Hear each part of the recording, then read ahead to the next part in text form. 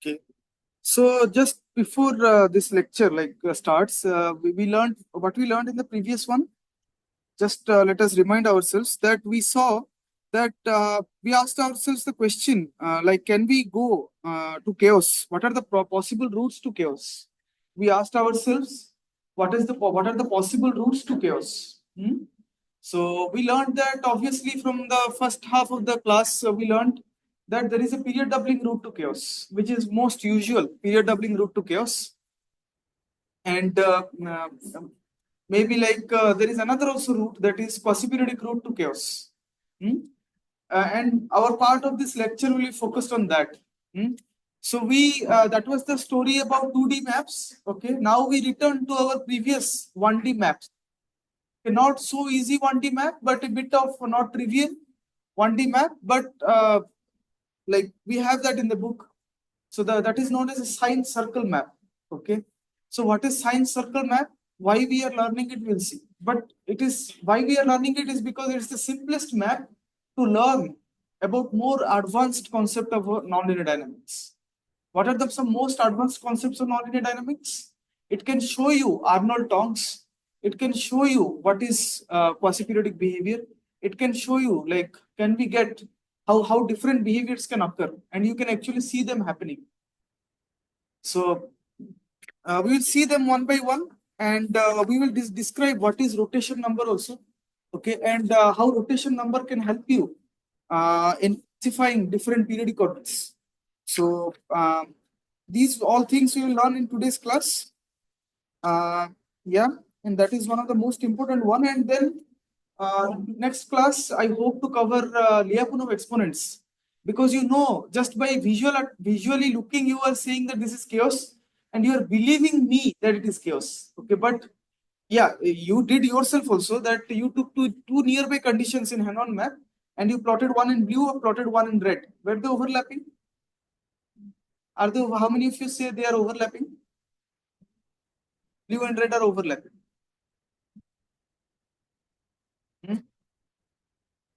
Not overlapping. Okay. So they were not overlapping, even with the same parameter set, but with different initial conditions. The time series are not overlapping. Okay. How many of you are taking time series? Did something like this happen? Take different initial conditions and you see, is it? Is it? Did it happen? Did it happen? How many of you say that in time series class, you saw something like different initial conditions and you saw totally different time series, sensitive to initial condition, and somehow chaos was mentioned a term.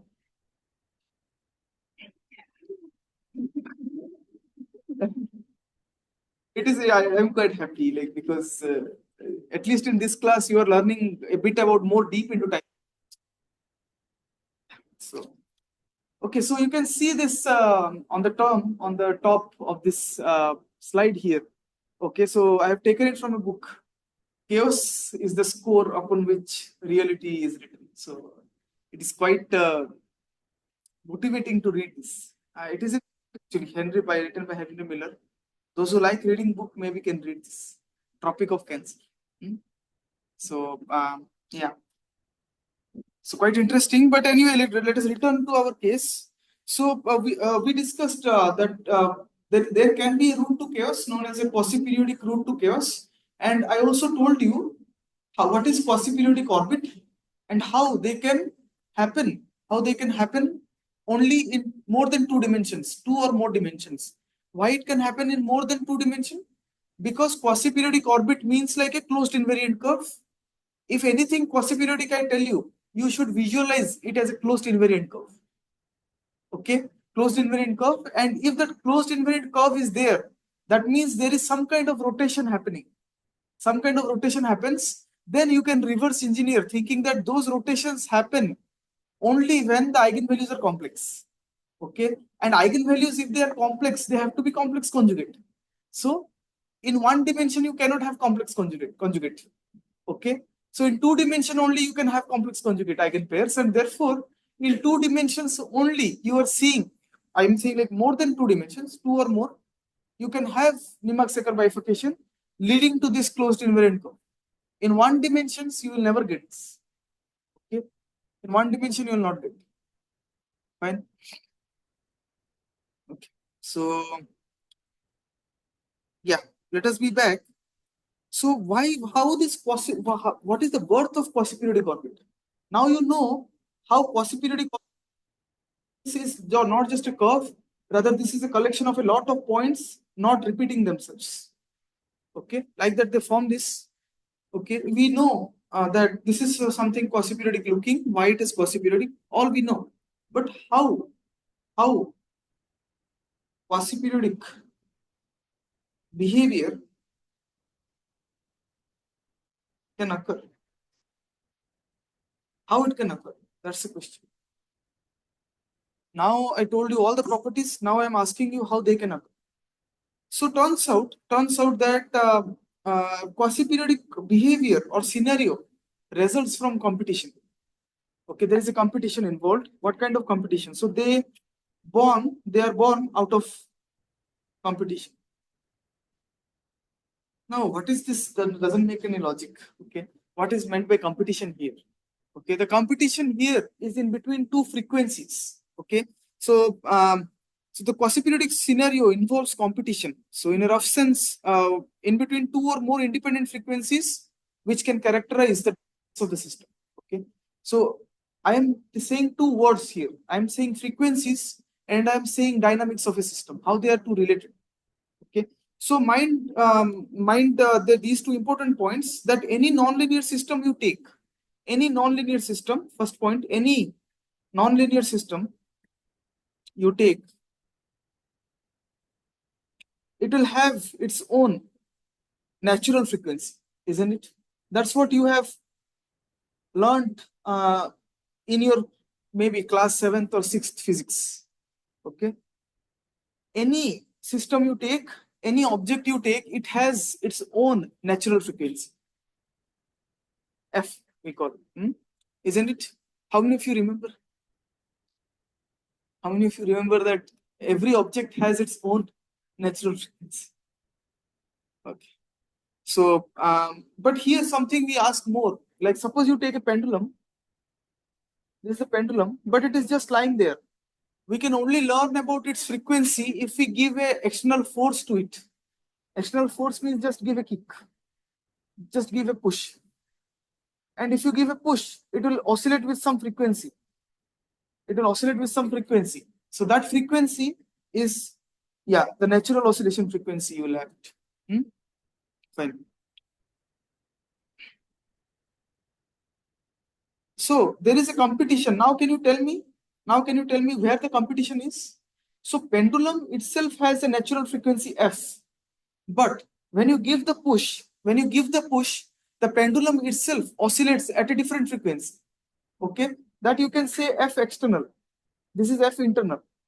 Okay, pendulum has its own natural frequency that is known as f internal. And when you give a push to the pendulum, that is an external push or a force, then pendulum will not oscillate in terms of its original frequency, right?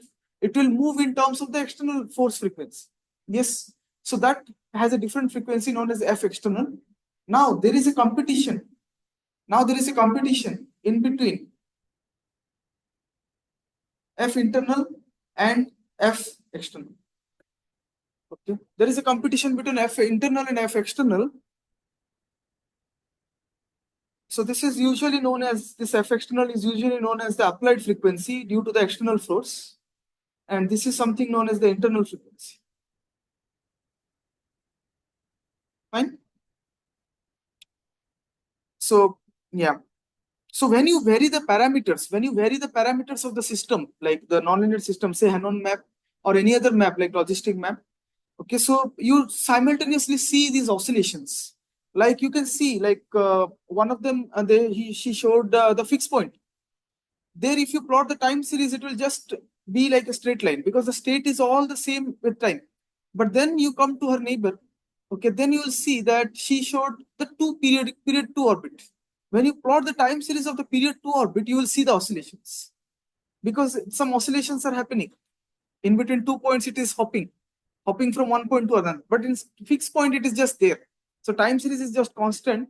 But if you have periodic orbits, then you see these oscillations. Okay. So therefore, it is right to say that in a nonlinear system, when you vary the parameters, you develop oscillations. Okay. You develop oscillating motions. And like you therefore see these frequencies occurring as you vary the parameters for different periodic orbits. So parameters you can think of as an external force actually. Okay. So as you vary the parameter, you will see different orbit now. If you vary the parameters more, you will see another orbit now. Chaotic attractor, anything like that. So these frequencies, these characterize the behavior of the system. Okay, the frequencies, these frequencies, they characterize, these frequencies characterize the behavior of the system.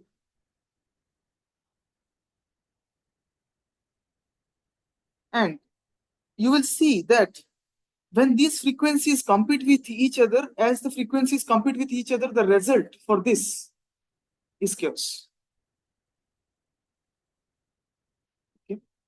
So when these two frequencies compete with each other, we will show you that due to this competition between the two frequencies, internal and external frequency, the chaos develops. Okay. So that this is more of a sort of physics oriented explanation. Okay. Fine. So therefore, there is something that is independence of two or more frequencies is important.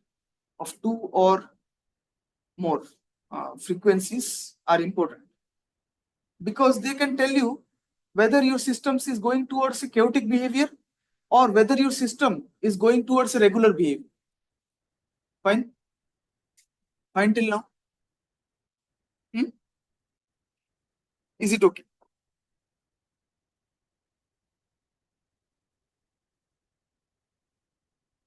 Okay, so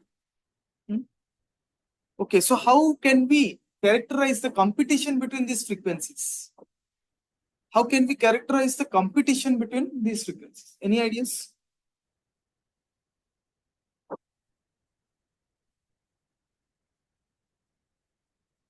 Can you tell me how we can characterize the competition between these frequencies? Oh yeah, one good way researchers found is just consider the ratios. Just consider the ratios. How to characterize this competition? How you can characterize the competition?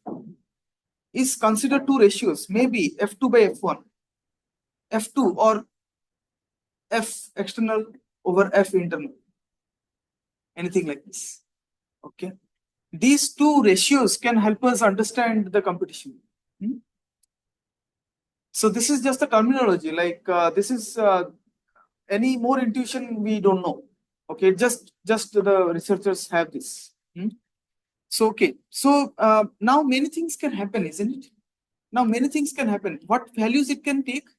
What values can be taken by F2 and F2 by F1? Can you say? What kind of values? Frequencies is a real number. Frequency is a real number. So you are doing real by real. You do real by real number by divided by a real number. Now, can you tell me what kind of possible values? What kind of possible values it can take? What are the possible values? Any thoughts? I will let you think a bit.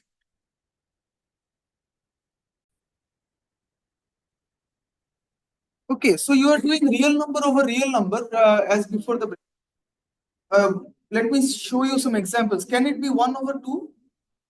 It can be 1 over 2 also. It can be 1 over 3. It can be 5 over 9. It can be 6 over 8. Something like this. Okay. What other values can also be is also possible?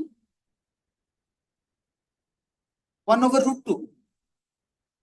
2 over 3. Something like this. Now these are all rational numbers. These are all rational numbers. Numbers which you can write in the form of P by Q. Okay. Now there are also some irrational numbers which you cannot write in terms of P over Q. Okay. P over Q such a way that both are rational. Okay. So you cannot do it. So therefore, you can write F2 by F1, these ratios either as rational or irrational, isn't it? Agreed? Agreed. Let us see this. Let us see this. So when two frequencies are commensurate, okay, or the ratio of the frequencies are rational. So if F2 over F1 is rational, or we say it commensurate. Fine? Fine with you?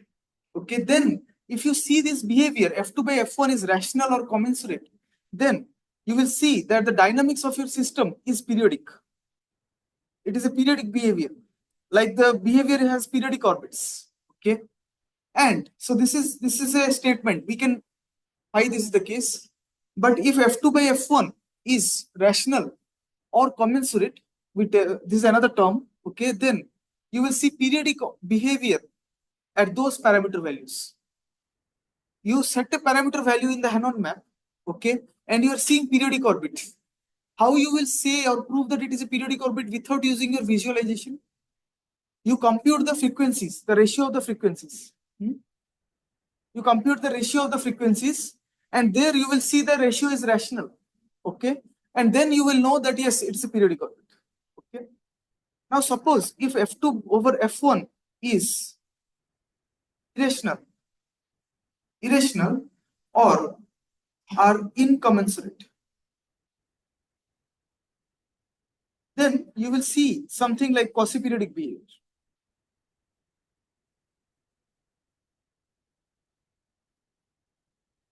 Fine. You will see something like a quasi-periodic behavior. Okay. Fine. And these ratios F2 over F1, we write F2 over F1, but how many times you will write F2 over F1? We just write it in P over Q or M over N. Just to reduce the burden of notation to the researchers, we can write this either as P over Q or M over N, where P and Q are rational or real numbers. Okay. Note that when you write this P by Q, the number should be reduced to the simplest form possible. Should be reduced to the simplest form possible.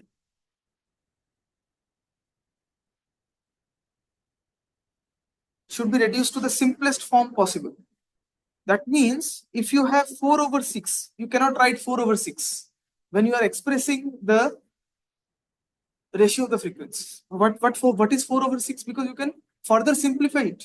You can further simplify it into 2 over 3.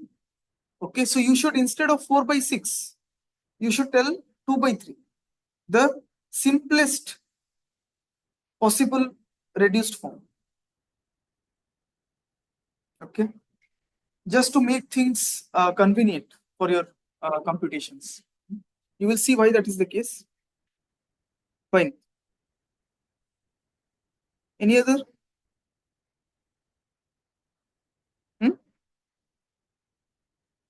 Any other ideas? Is it okay? Okay so far? Now, why this is the case? Can anyone tell me why this is the case? Why this is the case? I'll tell you a very nice thing. Just to carefully listen to this.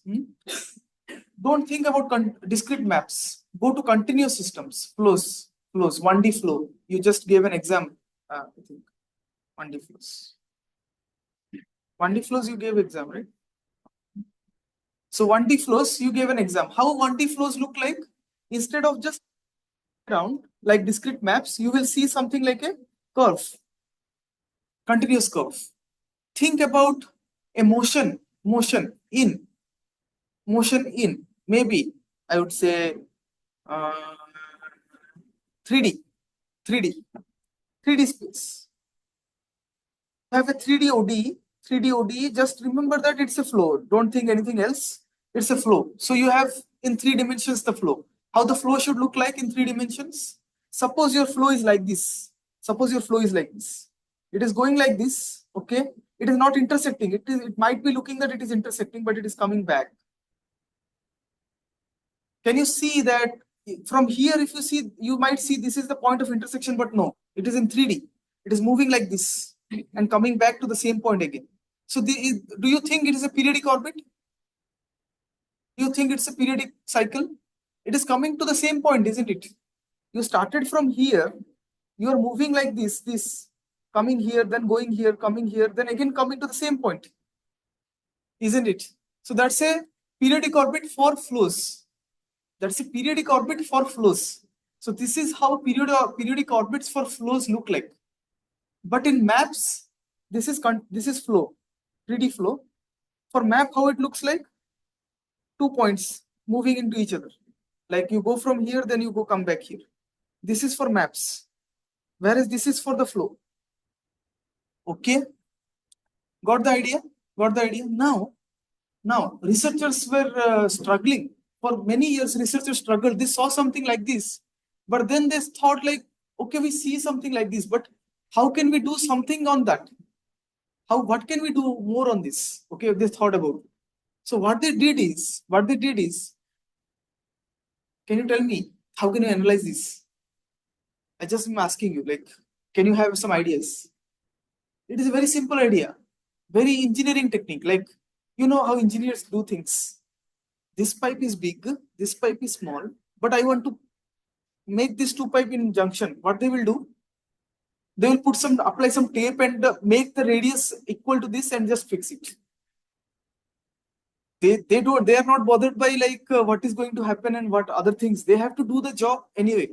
Okay, they are not worried much about the science. They have to fix that thing. So can you tell me an engineering perspective of this? How can we analyze? So one good way was thought by Poincare. I will tell you about the story of Poincare, and you will realize that how intelligent was he. So what you do is take a paper, take a paper like this, take a paper. What you do, and you have this orbit on the 3D space, no? This is the orbit you think on the 3D space. Just put a paper on the side. Just pinch a paper on the onto the attractor.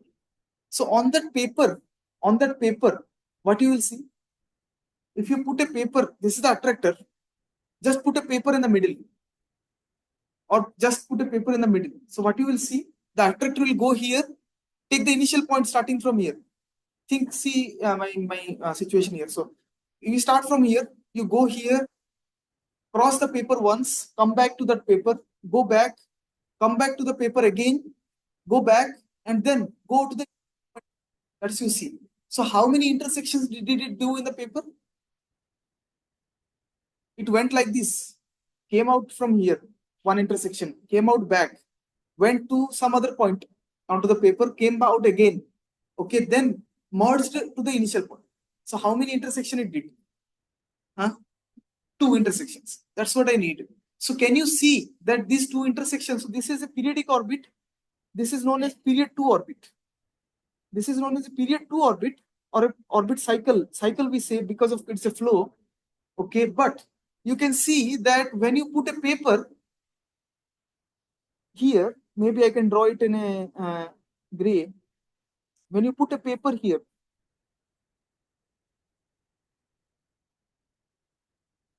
okay with you? So it intersected how many times? 2 times. Okay.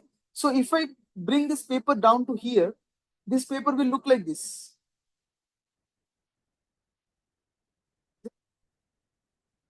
One trajectory is going like this, coming outside, another trajectory is going outside and coming outside. And this is just the visualization of this. Zoom in. Is it? Do you think? Is it correct? Now, can you see that this is exactly equal to this guy? Can you see this is exactly equal to this guy? How many of you think they are almost the same? They are just 2 points. Here also you see period 2 point coming like here, coming like here. Here also you see 2 points on the plane. So here also it is a period 2 orbit. Okay, on the plane.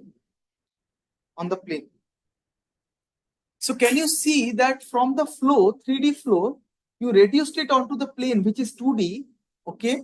And at the same time, you went to a discrete map. you went to a discrete map. Okay, so this radicalized the dynamics, like the applications of dynamics. So so therefore you can learn, you can know why I taught you maps first.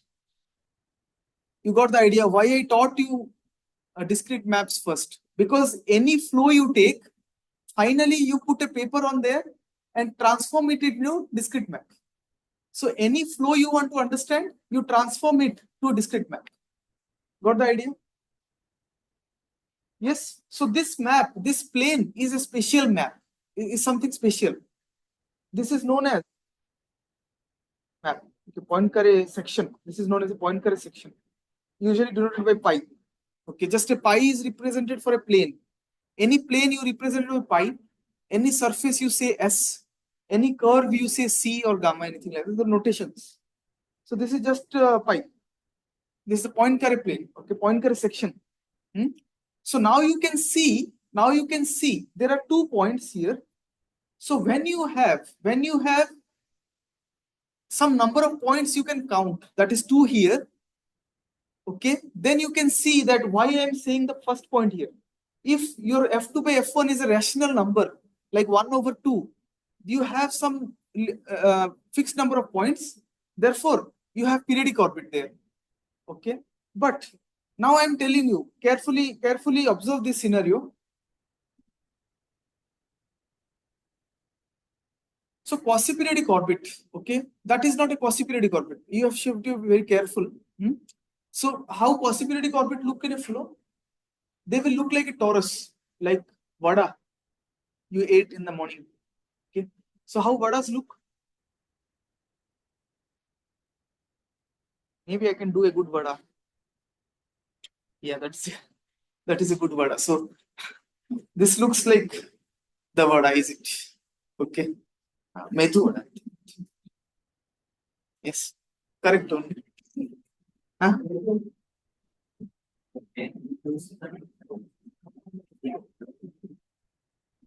What do you call?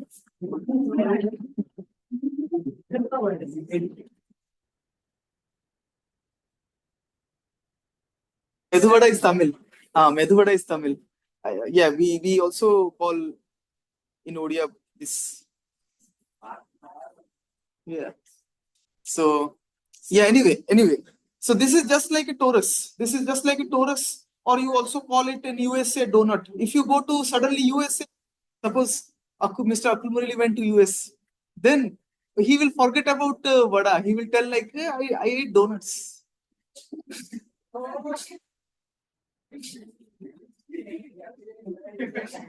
Yeah. So anyway, so this is a torus. Okay, this is a torus, and this exactly looks like if you change some parameters, you will see this behavior like a vada. Okay. So here the trajectories will be moving in such a very complicated way. So okay. So this also is a quasi-periodic behavior. Okay, quasi-periodic behavior. Sorry, I did it wrong. There should be another dimension here. Because vada is 3-dimensional, isn't it? So yeah. So you see this vada in 3D, okay? And now I ask you, again, place the Poincare section. What you see? If you place a Poincare section, and mind me, this is a hollow vada. Nothing is inside. All the ants, they ate the inside. Okay. So only the outside surface is there. Only the outside surface is there. Can you imagine that? Hmm? So only the crispy texture is there. No? That crispy texture is there. All the urad dal things and ate it. Okay. Only those things are there. Now, to that thing, everyone cleared it is a hollow vada. Hollow vada. Okay. A section there. What you will see?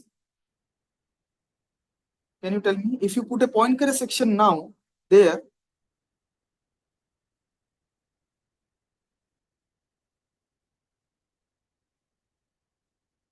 Poincare section, what you will see on that Poincare section? Any ideas?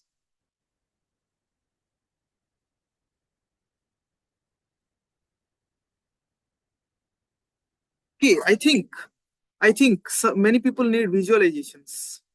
So we should go back. Maybe movement flow on a torus, flow on a torus dynamics. So you can see this. Yes. Huh? Anything? People are doing funny images, is it?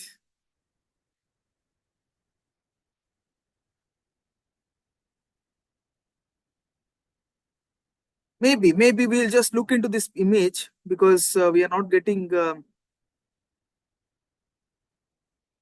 I could have plotted here. Yeah. So you can see this example for example here. This is how the torus looks like. This is not a vada, but topologically it is a vada. Topologically, like think of vada as an elastic object. So you can pull out this object in such a way that it looks like a vada, right? Big vada. Yes. Now vada has lot of people have squeezed it down, so it looks like this. Okay. So now you see that here he is giving you a Poincare section. Here a Poincare section was placed. So here, like you can imagine that Poincare section is being placed here. Can you see that lot of trajectories are going there, lot of trajectories. It is a swarm of points. So that every point will be covered here and it forms like a circle like this. What you see this circle as? Again a closed invariant curve. Isn't it? I showed you in the class. That's your assignment note. Cannot map you have to find. This is a closed invariant curve. Okay. So therefore you can observe that why if you have a dense set of points, that is irrational set of numbers in your F2 by F1, okay, why it corresponds to a quasi-periodic orbit. Okay. It is a quasi-periodic orbit, isn't it? It is not a periodic orbit. Why? If it is a periodic orbit, it would have been just one curve or two curves coming to the same point again. But since they are not coming to the same point, it made a structure like vada. It is moving. It is moving in that region, trying to come to nearby, but not making a periodic orbit. Okay, and in that way, in that sense, it made this torus. Okay, and if you place a Poincare section, these are the Poincare section views. These are the Poincare section views. Okay. Anyway, so this is just one such example. You can actually get a lot of examples from this. Like you can see this one for now. So yeah, this is another example of torus. Okay, how this orbits.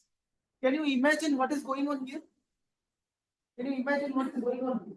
Then you can see, suppose you start from here, you went like this motion, again come back, and then another line will be. Then next time will be this, next time will be this. So that way it is filling the entire torus. It is filling the entire torus. Okay. Maybe towards the end of this course, I will show you which map you can consider to show this. Okay. So that you can see this. Can you see? So you can see this only in 3 dimensions, right?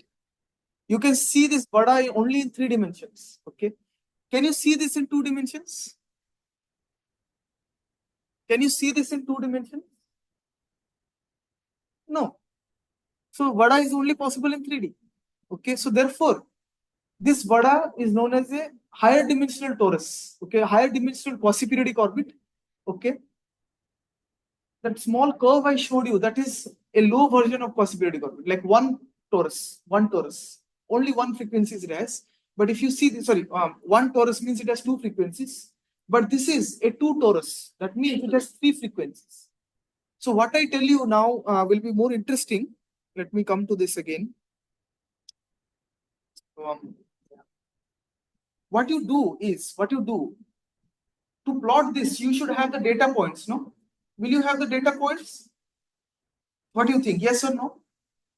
Obviously, you will have data points because through those data points only you are getting this plot of torus. Okay.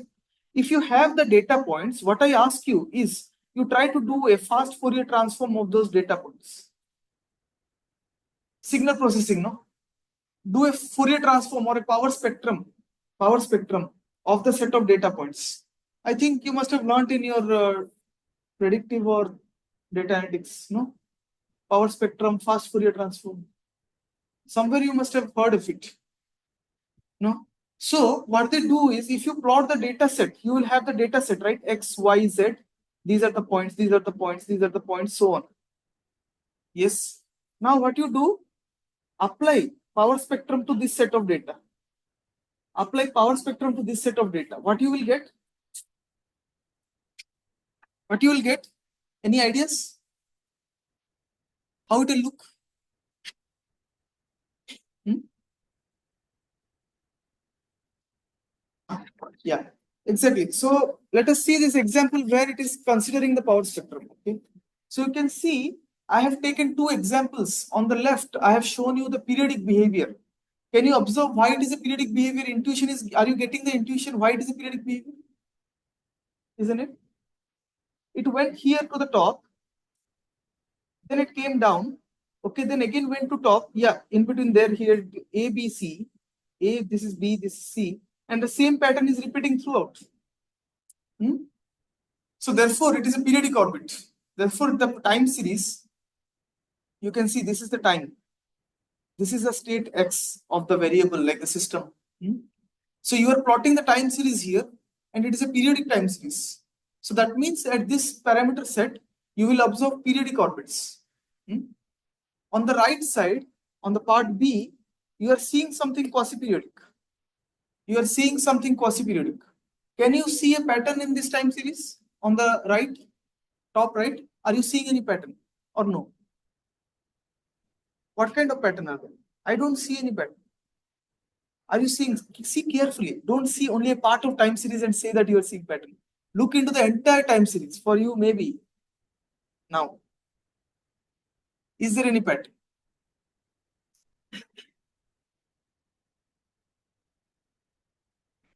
What do you think?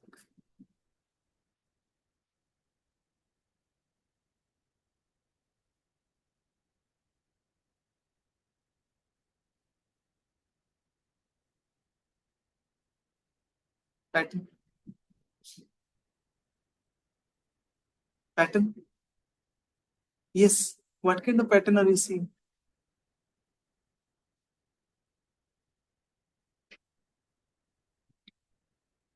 Kind of pattern? Like if you are seeing a pattern, what kind of pattern? You have to tell. Yeah. Pattern? Patterns? What kind of pattern you are seeing? See, there doesn't exist any pattern.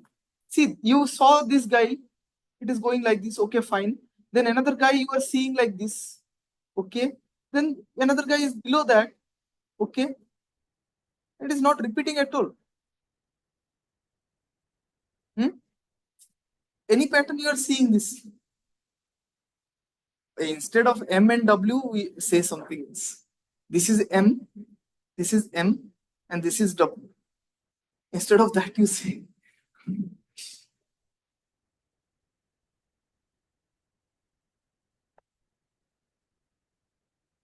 The truth is there is no pattern. Okay. That's what is quasi-periodic.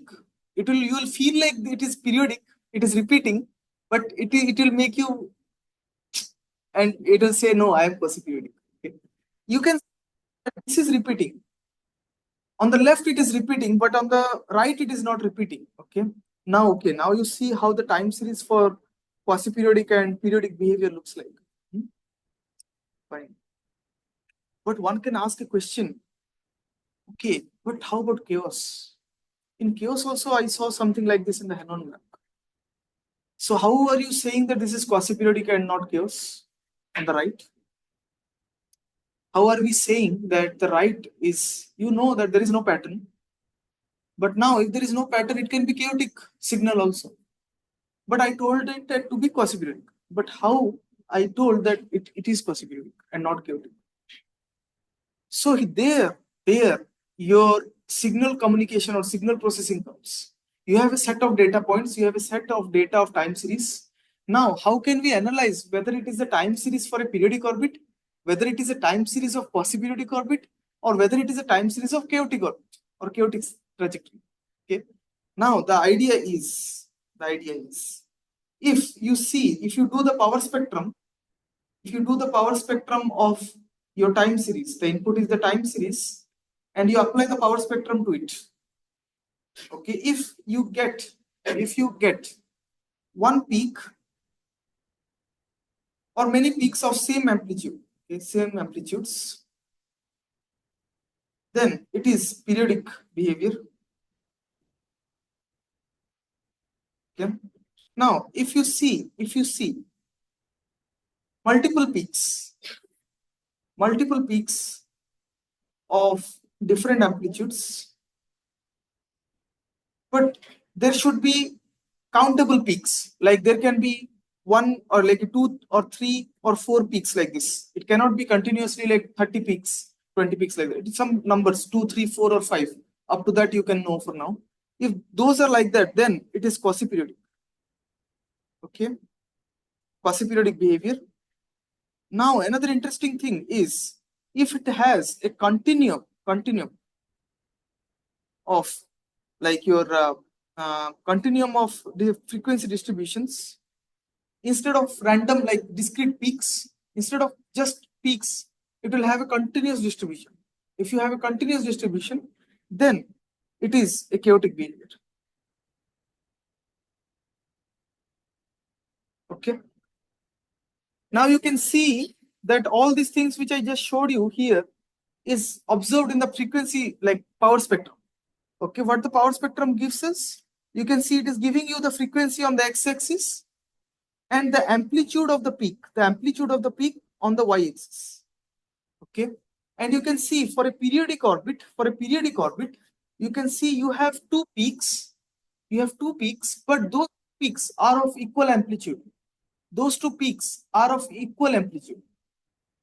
Can you see the amplitude is the same here? So therefore, and I told you, if there are peaks but of similar amplitude, it's a periodic behavior. Okay, so you can see why this is a periodic behavior. Now let us come to the quasi-periodic behavior. If you have quasi-periodic behavior here, then you do the power spectrum. Then what you are seeing here is two different peaks but of different amplitudes. There are two peaks but they are of different amplitudes. Like you see, this is the highest peak, then this is the lowest peak. Okay, so you can see there are two peaks of different amplitude. Therefore, it is quasi-periodic. Read the caption a bit. On the left, it is a time evolution of a system with two frequencies. Here, f1 by f2, sorry, f2 by f1 is equals to 1 by 2. Isn't it? F2 by f1 is 1 by 2. So it is a periodic orbit, as from my previous slide. Isn't it? What I told? If f2 by f1 is rational, then it is periodic behavior. If it is irrational, it is quasi-periodic behavior. So here it is saying that the part A you are seeing, f2 by f1 is 1 over 2. So it's a rational, so it's a periodic behavior. Okay. On the right, you see these two frequencies are having irrational ratios. So on the right, you can see f2 by f1 is 1 over root 2. Sorry, root 2 by 1. f2 by f1 is root 2 by 1. So it's irrational. So it should have quasi-periodic behavior. And as usual, you see it. Okay, so everything follows. Fine. Read the last 5 lines here. The behavior on the right looks quite irregular, but the power spectrum shown on the lower part of the figure that only two frequencies with different amplitudes are contributing to this behavior. Okay. The crucial point is that on the case on the right, it has two incommensurate frequencies. Okay, and the width of these power spectrum peaks are due to the relatively short time interval, because you have taken only time period is very small, 500. 500 is a very small quantity in dynamics. We usually take the time series in the order of ranges of 10,000 to 50,000 like this. What is a dynamical system? Dynamical system is a system which evolves over time. And what is our aim to study dynamical system? We want to understand the long-term evolution. This is short-term evolution, okay, not a long-term. But just for example, we have shown, if you would have taken 50,000 iteration, what would have happened? What would have happened if you have taken 50,000 iterations? Because you did this work. It will be clustered. You cannot figure out what it will look like. Suppose you do 50,000, 0 to 50K. then what would you will see? You will see clustered together like this. Isn't it? You will see something like this. But instead, if you zoom a tiny part of that, then yes, you will see these orbits like this tiny part if you zoom in. Okay with you so far? So now you understood that you understood various mechanisms to classify different dynamical behaviors. Okay, how you understood? You know that every system has a frequency, natural frequency, and if you change parameters, you apply an external frequency, and the competition between those frequencies gives us the different dynamic. F2 by F1 is rational. You will get what behavior? Huh? Huh? If it is if it is rational, it is periodic. If it is irrational, you will get quasi-periodic. Okay, that is done. Now another way of observing is the power spectrum. Take the data, apply the power spectrum to it. Okay, you will get the output in the frequency domain. What does power spectrum do? Take the data in temporal domain and convert the data into the frequency domain. That's the power, that's the richness of power spectrum. Okay, so you can see for this time series, this is the power spectrum. Okay, and you can see that you are having for a periodic behavior equal amplitude 2 peaks. But for the quasi-periodic behavior, you are seeing 2 peaks but of different amplitude. Two different frequencies are there, okay, of different amplitude. So therefore, it is a quasi-periodic behavior.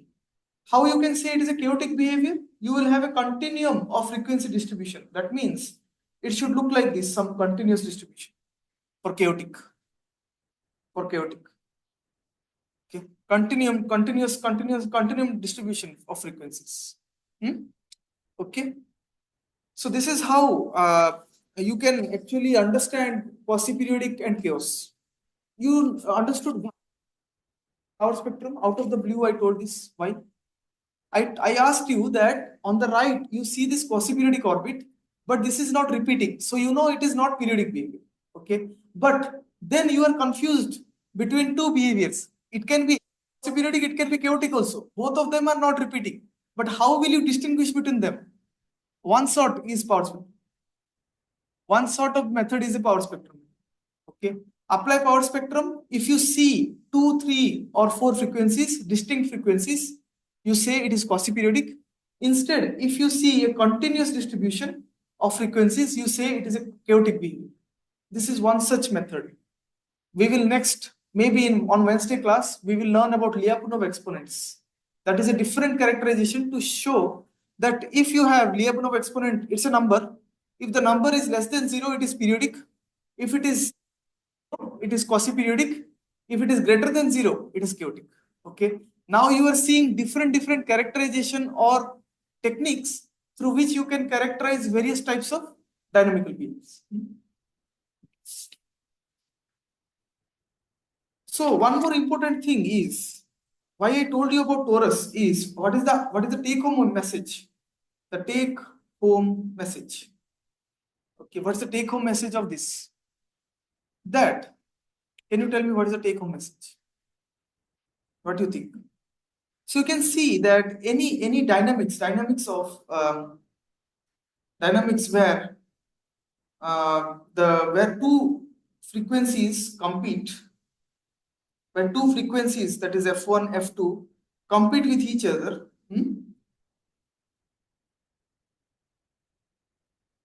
okay, they can be described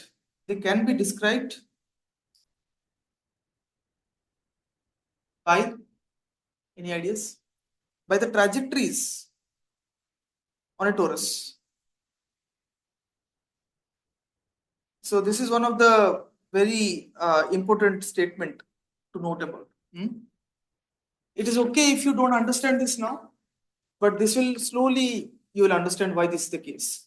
So the dynamics where two frequencies F1 and F2 compete with each other can be thought or visualized as the dynamics on a torus. Okay, dynamics on a torus. So you saw how the dynamics of the torus looks like. The point goes like this, then here, then here. Okay, then again the quasi-periodic, right? So it will come again to the nearby point, again start nearby points. Okay. And like that, it fills the torus. That's the idea.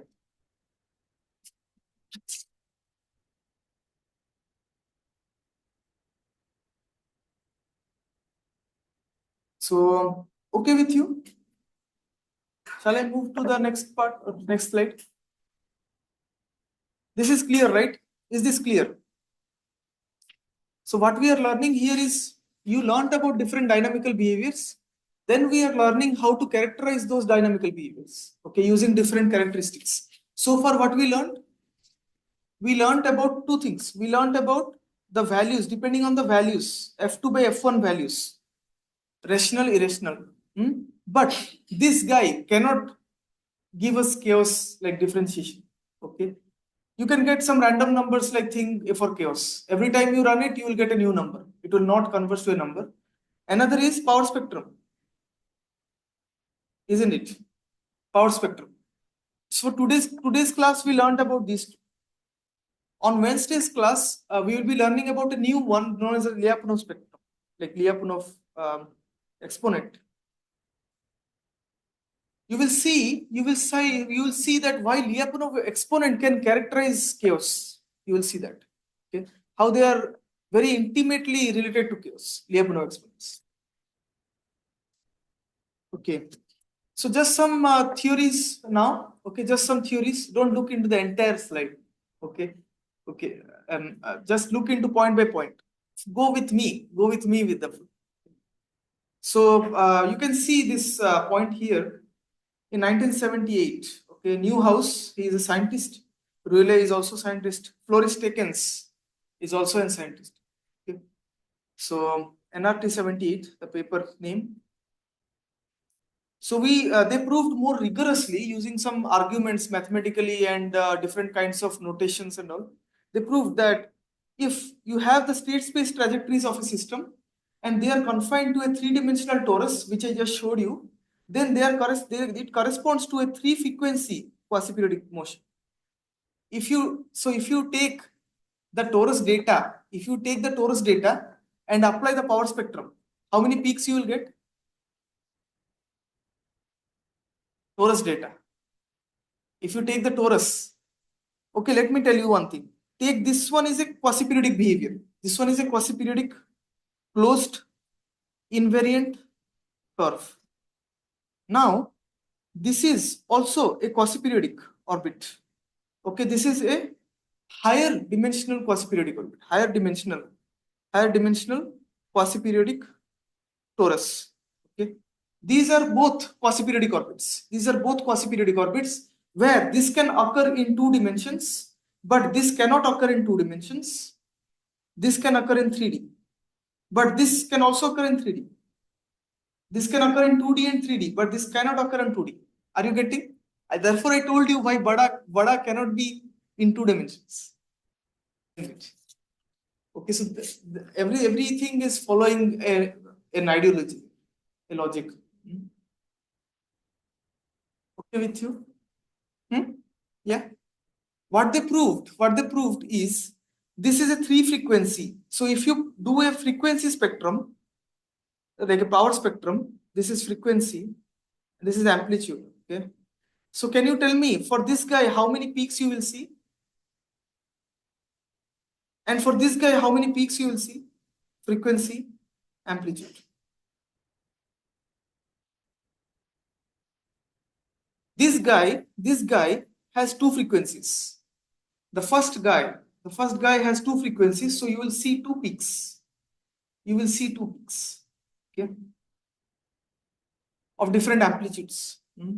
But here on the right, which is a higher dimensional quasi-periodic torus, how many peaks you will see? Since it's a three frequency orbit, it's a three frequency. It is defined by three.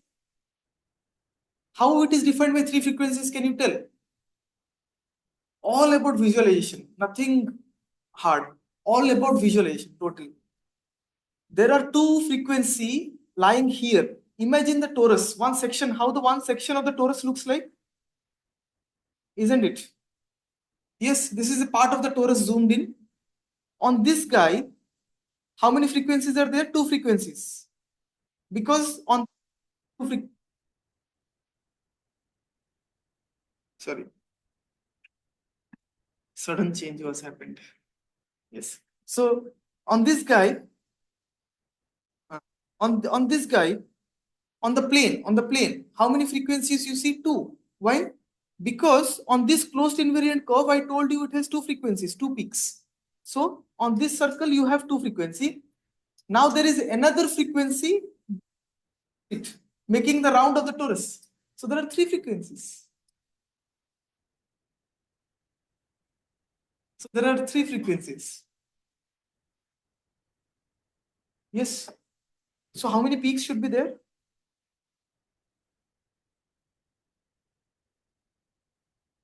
Okay. So this is something very few people know these concepts around.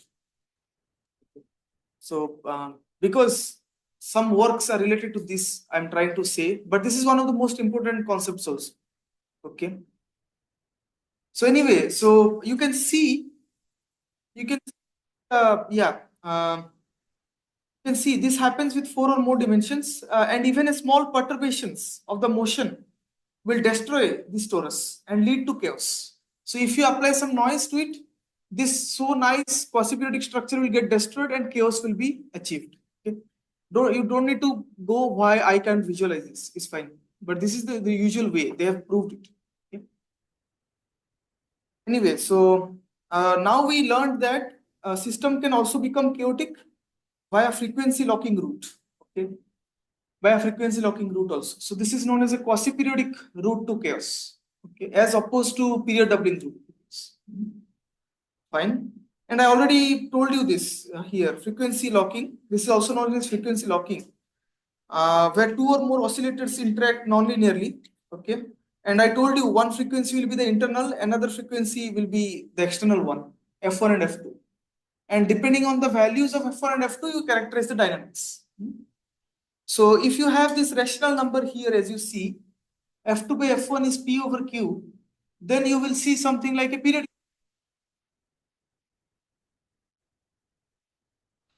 Now, there is something more interesting here, even more interesting. This ratios you are getting tells a lot about the 3D space, how points are. If the ratio is P over Q, if the ratio is P over Q, can you tell how the movement will take place on the torus? So this is the basic idea. Maybe maybe let us draw a very nice big figure.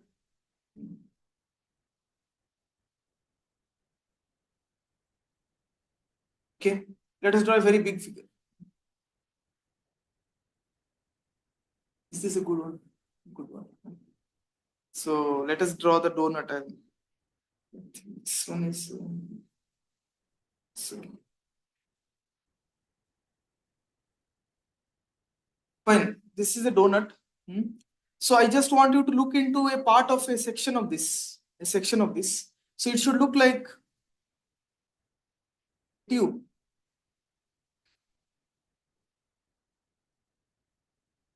Okay, it should look like a tube, isn't it? Now my question is, okay, if you have the ratio as P over Q, if the ratio is P over Q, the frequency ratio, ratio.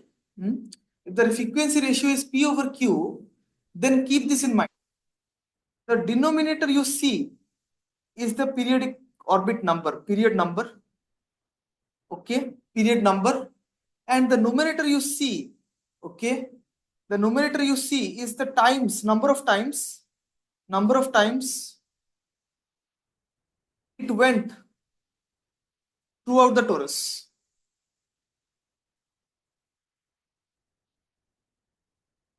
Fine.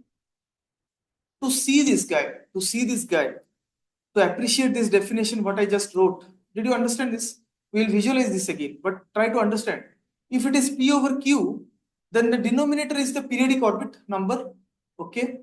And P, the numerator, is the times, number of times you go across the torus, okay? Fine.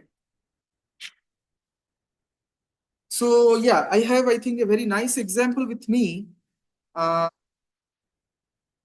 Maybe I'll tell that example and then something more interesting. Okay.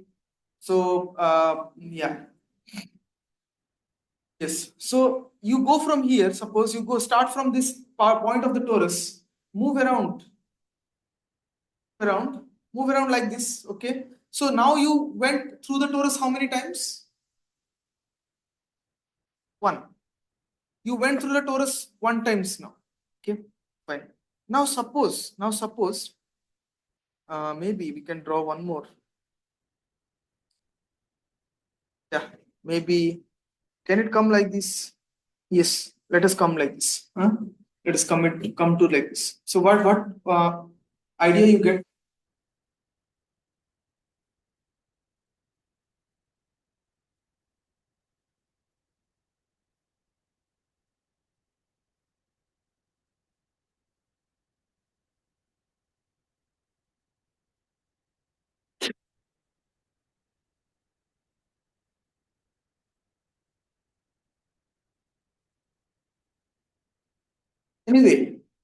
Anyway, so there are many situations like this. Maybe we should do this in next class.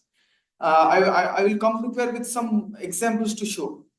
Like because it is 3D, I think I should come with some more examples and show you that what is the meaning of this. Okay, it is a bit visually tricky, but the idea is very simple. We will come how many times it touched here. Suppose it touched 4 times. Okay, and to achieve these 4 rotations, how many times it went through the torus? How many times it went through the torus? If the number is n and here you have 4, so the rotation number will be n by 4. Okay. Now there is another way to visualize this, more easier way to visualize this. Remember the term cobweb. How many of you remember the term cobweb? Cobweb.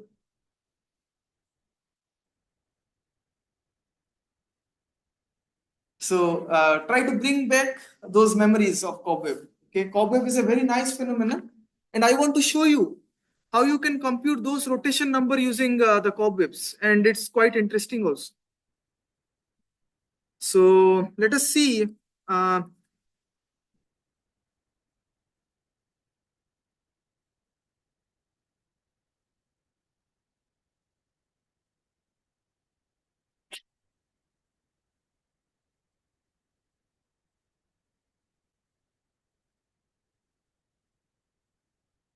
okay, so let us see this one. Uh, I will ask you how many rotation number it did. See this example over here. Okay, this is one of the ongoing work with some colleagues in Germany.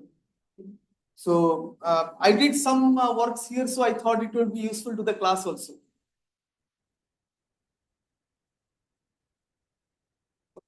So on the left, can you see there are two cobwebs actually? There are two cobwebs, but see only the magenta one. See only the magenta. Okay. Now these are the functions. These are the functions. So this is like xn plus xn and xn plus 1. Okay. And what we do here is you just plot the function. Okay. This is a piecewise function, not a continuous function. So you see this branches here. You see these branches. 3 branches are there. 3 branches are there here. Okay. So can you tell me that how many points of intersection curve is being made? Can you count? Shall I zoom it more?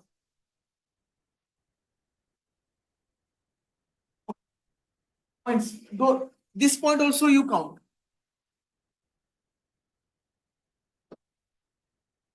Actually, due to some minor error, they are not touching, but can you compute?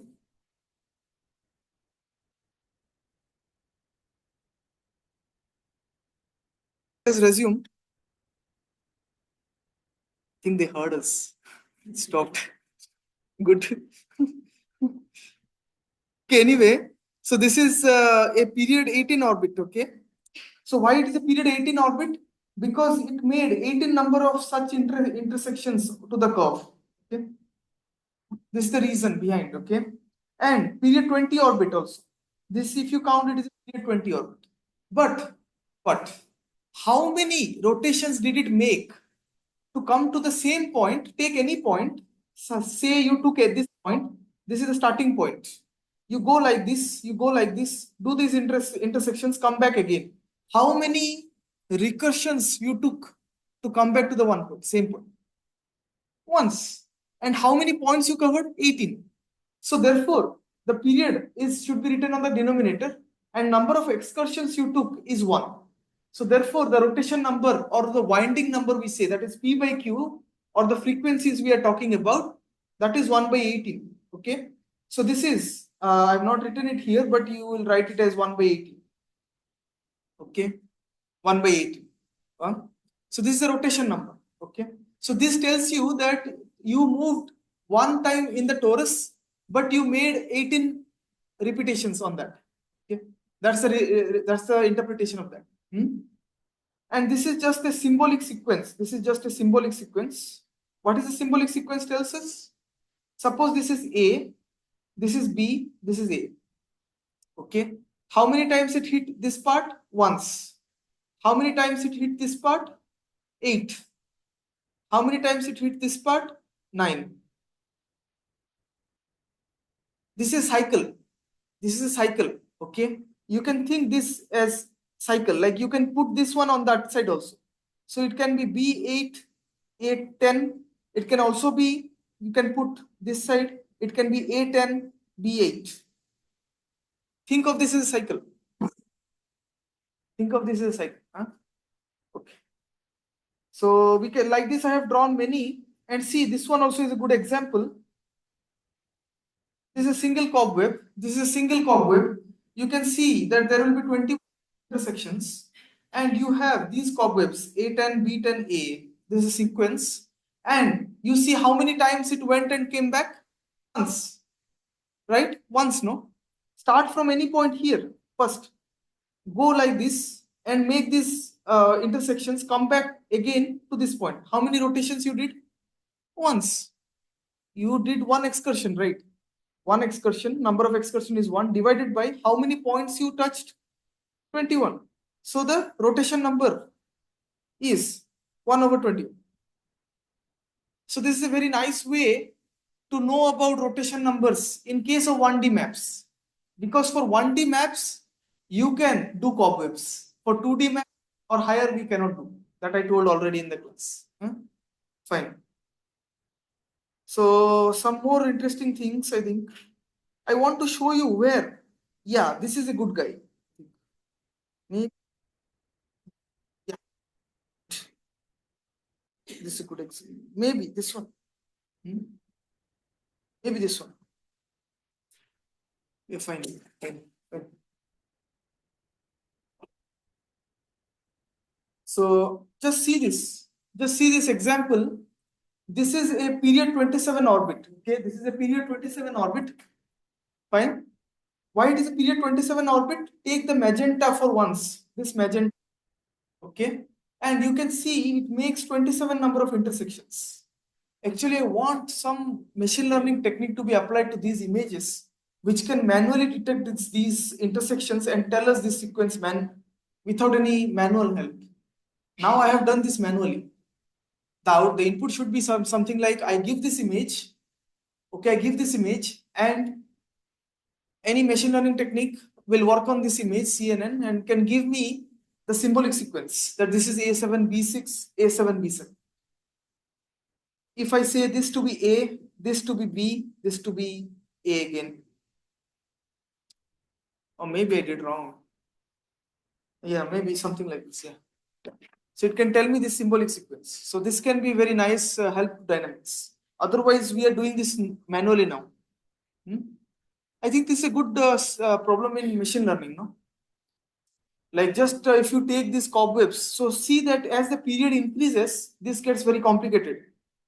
This is for 41. Can you count how many intersections it made? Can you count how many intersections it made? Difficult to see, no? because these guys are overlapping here. You can see these guys are, there are two lines here, two lines, isn't it? It is indeed two lines, difficult to separate. But you can see that what is the rotation number in this case? Can you see how many times the magenta line, suppose start from here, one, go there, do the trajectory like this, come back, you are coming here, again do the trajectory and come back to this point again. How many times you did the trajectory? Two times. As opposed to the previous case, you went through this and again you went through this. Then again through this till you come back. So there are two recursions. So two recursions divided by how many times you did that? 27 times. So 2 by 27.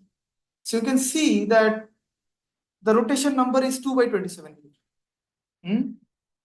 Now, what is the other cobweb? That will be revealed maybe next class. Okay, that is known as coexistence of orbits or multistability. Okay, but we'll reveal it next class. But anyway, they have a sequence. They have a sequence to it, and yeah, they follow a very nice sequence. Something known as a fairy tree. Something known as a fairy tree sequence.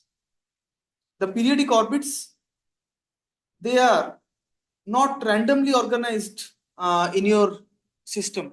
Okay, they are organized in a way, and it is known as a fairy tree sequence. Okay? So these are the terms I want to share, just of some work so that you can visualize it more clearly.